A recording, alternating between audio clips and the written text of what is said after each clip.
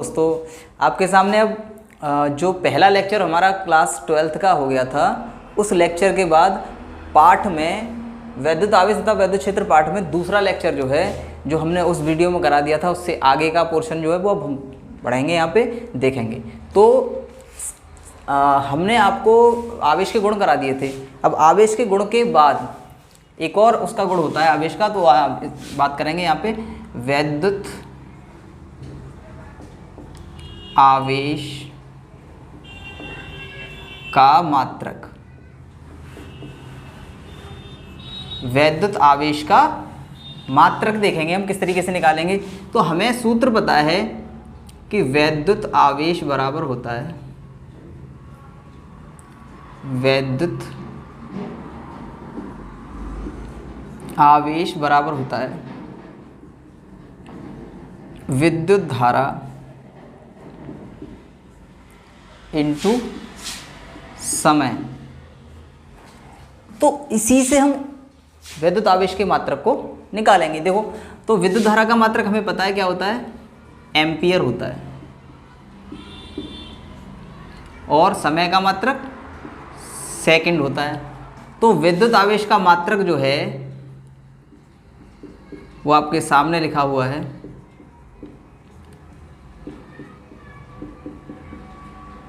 विद्युत आवेश का जो मात्रक है वो क्या कहलाएगा, एम्पियर प्रति एम्पियर सेकंड।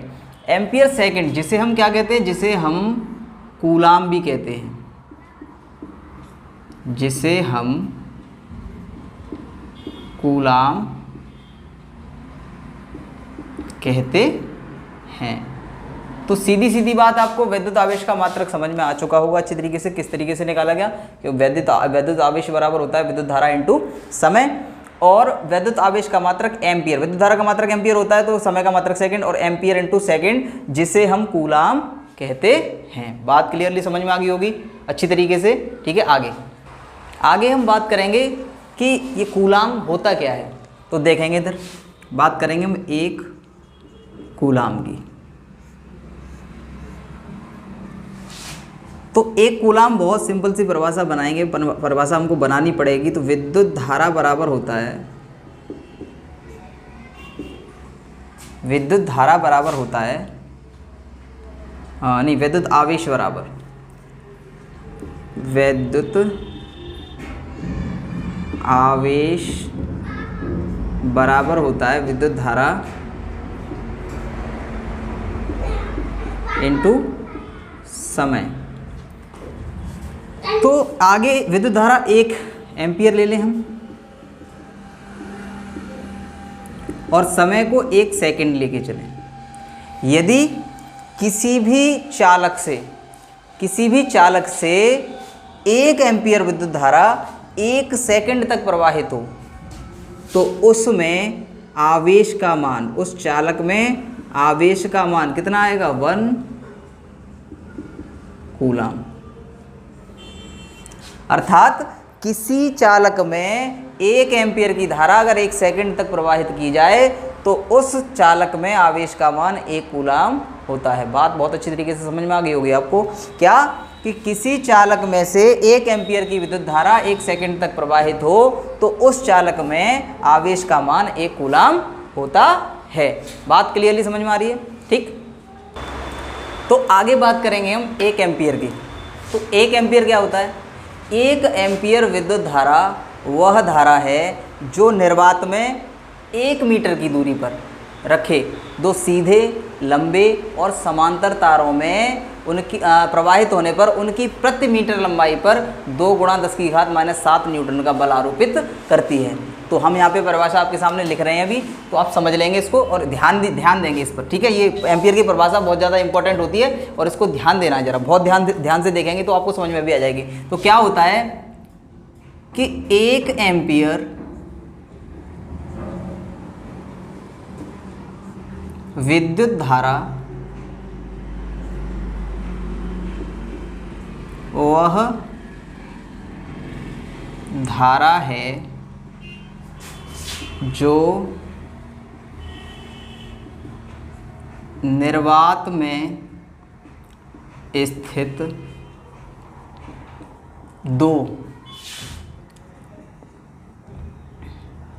सीधे, लंबे व समांतर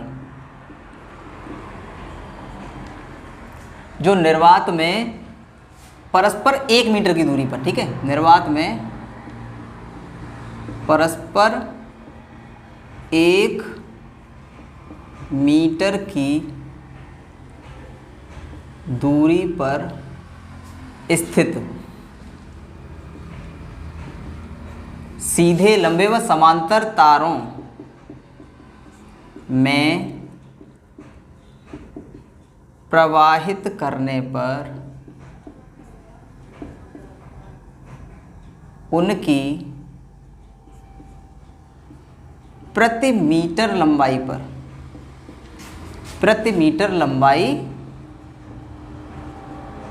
पर 2 × 10⁻⁷ न्यूटन का बल आरोपित करती है। बल आरोपित करती है। ये एम्पियर की परिभाषा है, ये मेन परिभाषा है एम्पियर की, कि 1 एम्पियर विद्युत धारा वह धारा है जो निर्वात में परस्पर 1 मीटर की दूरी पर स्थित तो सीधे, लंबे व समांतर तारों में प्रवाहित करने पर उनकी प्रति मीटर लंबाई पर 2 × 10⁻⁷ न्यूटन का बल आरोपित करती है।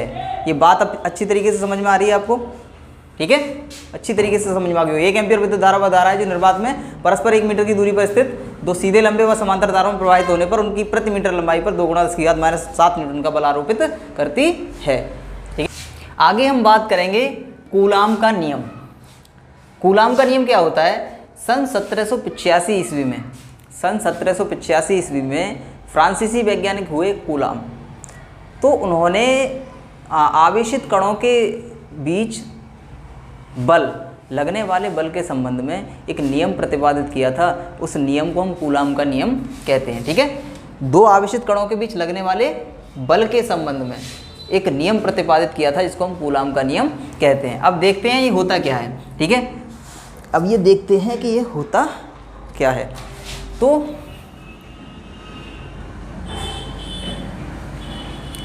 ये एक आवेश है Q1 और इससे स्मॉल r मीटर की दूरी पर एक आवेश Q2 है,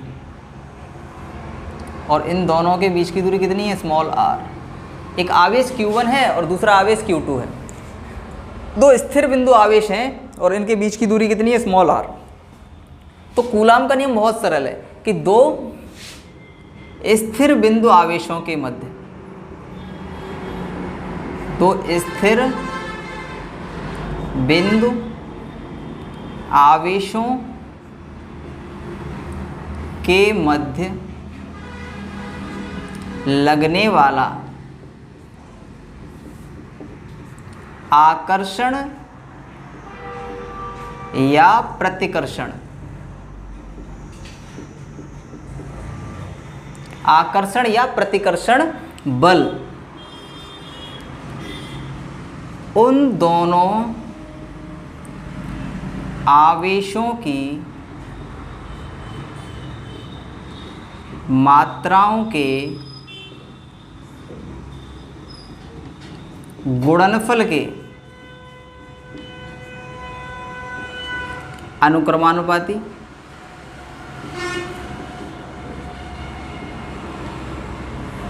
तथा उनकी बीच की दूरी के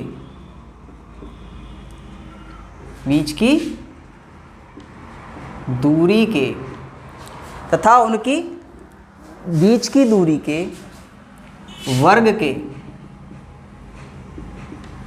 व्युत्क्रमानुपाती होता है।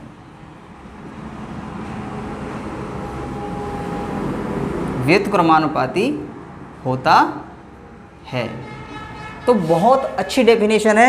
जैसे गुरुत्वाकर्षण बल था उसी तरीके से ये भी बल है। तो क्या है कि 2 स्थिर बिंदु आवेशों के मध्य लगने वाला आकर्षण या प्रतिकर्षण बल उन दोनों आवेशों की मात्राओं के गुणनफल के अनुक्रमानुपाती तथा उनकी बीच की दूरी के वर्ग के व्युत्क्रमानुपाती होता है। अर्थात यदि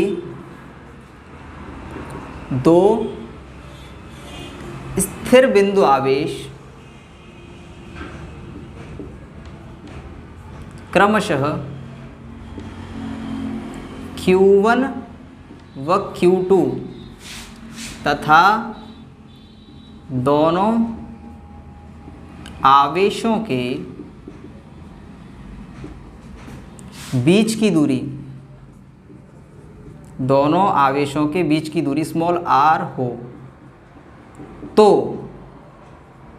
कूलाम के नियम से यदि दो स्थिर बिंदु आवेश क्रमशः Q1 व Q2 तथा उन दोनों आवेशों के बीच की दूरी स्मॉल r हो तो कूलाम के नियम से F जो होगा, उन पर लगने वाला बल जो होगा वो दोनों बलों की मात्राओं के गुणनफल के अनुक्रमानुपाती, यानी दोनों आवेशों की मात्राओं के गुणनफल के अनुक्रमानुपाती, इसे समीकरण 1 मान लेंगे। और उन दोनों आवेशों की बीच की दूरी के वर्ग के व्युत्क्रमानुपाती होता है, अर्थात F is proportional to Q1 Q2 और F is proportional to 1/r²। समीकरण 1 व 2 को मिलाने पर, समीकरण 1 और 2 को मिला देंगे तो F इज प्रोपोर्शनल टू हो जाएगा Q1 Q2 अपॉन r²। और हमें पता है जब हम प्रोपोर्शनल हटाते हैं, जब हम अनुक्रमानुपाती का चिन्ह हटाते हैं तो एक नियतांक ले लेते हैं, तो यहाँ पे क्या हो जाएगा, F is equal to 1/4 pi epsilon 0 K into Q1 Q2 upon r²। तो कूलाम का नियम यही होता है कि F is equal to 1/4 pi epsilon 0 K Q1 Q2 upon r²। अब जरा देख लेंगे इधर, जहां के माध्यम का परावैद्युतांक है, के माध्यम का परावैद्युतांक है तथा 1/4 पाई एप्सिलॉन 0 कूलाम नियतांक है। तो क्या बोलते हैं, कूलाम नियतांक है, जिसका मान सदैव क्या रहता है, 9 × 10⁹ न्यूटन मीटर स्क्वायर प्रति कूलाम स्क्वायर। तो जिसका मान ये रहता है, तो यही कूलाम का नियम है पूरा। ये पूरा नियम है, बहुत छोटा है, ये इसका डेरिवेशन है, किस तरीके से क्या होता है ये आपके सामने है। बात आपको अच्छी तरीके से समझ में आ गई होगी, माइक इधर निकला पड़ा यार। चलो, तो ये आपको अच्छी तरीके से समझ में आया होगा कि दो स्थिर बिंदु आवेशों के मध्य लगने वाला आकर्षण या प्रतिकर्षण बल उन दोनों आवेशों की मात्राओं के गुणनफल के अनुक्रमानुपाती तथा उनके बीच की दूरी के वर्ग के व्युत्क्रमानुपाती होता है। यदि दो स्थिर बिंदु आवेश क्रमशः Q1 व Q2 तथा आवेशों के बीच की दूरी स्मॉल r हो तो कूलाम के नियम से F is proportional to Q1 Q2, समीकरण नंबर 1 मान लेंगे। F is proportional to 1/r², समीकरण 2 मान लेंगे। और समीकरण 1 और 2 को मिलाने पर F is proportional to Q1 Q2 r²। और जब हम प्रोपोर्शनल का चिन्ह हटाते हैं तो एक नियतांक ले लेते हैं, यहाँ पे 1/4 पाई एप्सिलॉन 0 के एक नियतांक है और ये Q1 Q2 r²। आगे क्या होगा, जहाँ के माध्यम का परावैद्युतांक था 1/4 पाई एप्सिलॉन 0 कूलाम नियतांक है, जिसका मान 9 × 10⁹ न्यूटन मीटर स्क्वायर प्रति कूलाम स्क्वायर होता है। ये आपका पूरा कूलाम का नियम आपके सामने है। ठीक है, बात आपको अच्छी तरीके से समझ में आई है, तो आगे स्टार्ट करेंगे, आगे देखेंगे। अभी आगे हम बात करेंगे एप्सिलॉन 0 अर्थात निर्वात या वायु की। इसमें लिख दे रहे हैं कोष्टक में, निर्वात या वायु की वैद्युतशीलता की। एप्सिलॉन 0 जो होता है वो निर्वात या वायु की वैद्युतशीलता होता है। इसके मात्रक की बात करेंगे। एप्सिलॉन 0 का मात्रक, तो अभी हमने आपको एक फॉर्मूला लिखाया था, F is equal to 1/4 pi epsilon 0 K into Q1 Q2 upon r²। इसी फॉर्मूले से हम एप्सिलॉन जीरो अर्थात निर्वात या वायु की वैद्यशीलता का मात्रक हम ज्ञात करेंगे।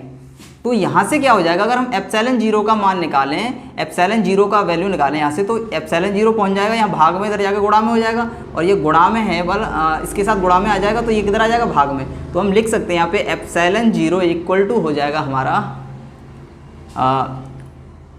1/4 पाई के इंटू एफ को हम इधर लिख लेते हैं Q1 Q2 upon R square F. इतनी बात आपको समझ में आ रही है। एप्सिलॉन जीरो को हम एफ की जगह पे ले गए और एफ को किधर ले आए, इधर साइड में ले आए। तो यहाँ से हम एप्सिलॉन जीरो का मात्रक निकालेंगे। ये वैल्यू जो दिखाई दे रही है आपको, ये कांस्टेंट है। कैसी है, नियत वैल्यू है, ये नियतांक है, ठीक है। आगे Q1 आवेश है, आवेश का मात्रक क्या होता है, कूलाम होता है, इंटू दूसरा भी Q2 क्या है, आवेश है, इसका मात्रक भी क्या होता है, कूलाम होता है, बटे R क्या है, यहाँ पे दूरी है, दो स्थिर बिंदु आवेशों के बीच की दूरी है, और दूरी का मात्रक मीटर होता है MKS पद्धति में। तो यहाँ पे मीटर का क्या हो जाएगा, स्क्वायर हो जाएगा। और F क्या है, बल, बल का मात्रक क्या होता है, न्यूटन होता है। तो एप्सिलॉन जीरो की विमा जो है, एप्सिलॉन जीरो का जो मात्रक है वो क्या निकल के आ रहा है, एप्सिलॉन जीरो का मात्रक क्या होता है, कूलाम स्क्वायर प्रति मीटर स्क्वायर न्यूटन। बात क्लियरली आपको समझ में आ रही है। या हम इसको कूलाम स्क्वायर प्रति न्यूटन मीटर स्क्वायर भी कह सकते हैं, कूलाम स्क्वायर प्रति न्यूटन मीटर स्क्वायर। पढ़ने की दृष्टि से तो ये एप्सिलॉन जीरो का मात्रक आपके सामने हमने निकाल के दिखा दिया, ठीक है। ये समझ में आ रहा होगा आपको अच्छी तरीके से किस तरीके से मात्रक हमारा निकल के बाहर आ गया, ठीक है। इसी तरीके से अब बात करेंगे एप्सिलॉन जीरो की विमा की, ठीक है। तो आगे एप्सिलॉन जीरो की विमा की अभी बात करते हैं हम, ठीक है, अभी देखते हैं, ठीक। तो देखते हैं एप्सिलॉन जीरो की विमा निकालने के लिए फिर दोबारा से वही formula, F is equal to 1/4 pi epsilon zero के into Q1 Q2 upon R square. तो यहीं से हम बल की विमा निकालेंगे, इसको फिर वहीं से पहुंचा दे दोबारा से, तो क्या हो जाएगा, epsilon zero is equal to 1/4 pi के into Q1 Q2 upon R square into F. ये वैल्यू फिर दोबारा से क्या है, कांस्टेंट है, और एक नियतांक का जो विमीय सूत्र होता है, विमा होती है, वो शून्य होती है, विमाहीन राशि होती है कोई नियतांक। तो epsilon zero is equal to Q1, Q बराबर लगा देंगे IT फॉर्मूला इसी तरीके से, और इस Q का मतलब भी क्या हो जाएगा, IT हो जाएगा, बटे आर स्क्वायर, दूरी है आर स्क्वायर ही रहने दो, और F यहाँ पे F ही रहने दो। I की विमा A होती है, और इधर भी A हो जाएगी, तो A स्क्वायर T स्क्वायर हो जाएगा यहाँ पे, अपॉन R का विमा दूरी है, दूरी की विमा कितनी होती है, L होती है, तो यहाँ पे स्क्वायर लग रहा है, L स्क्वायर हो जाएगी। और बल की विमा क्या होती है, MLT-2। तो अब इन सबको ऊपर पहुँचाएंगे, तो M ऊपर पहुँचाएगा, माइनस का हो जाएगा, यहाँ प्लस का है, M-1, L और L 3 हो जाएंगी, ऊपर जाके किसकी हो जाएगी, माइनस की, ML3 माइनस का 3 हो जाएगा। इसके बाद T ऊपर पहुँच के प्लस का हो जाएगा, तो ये माइनस और ये प्लस के 2 4 हो जाएंगे, और ये 2 A2। तो आपके सामने यहाँ पे एप्सिलॉन जीरो की जो विमा है वो आ गई, क्या होती है, M-1 L-3 T4 A2। ये एप्सिलॉन जीरो की विमा होती है, ठीक है। क्लियर, बात समझ में आ गई अच्छी तरीके से, किस तरीके से क्या निकला है, ठीक, ओके।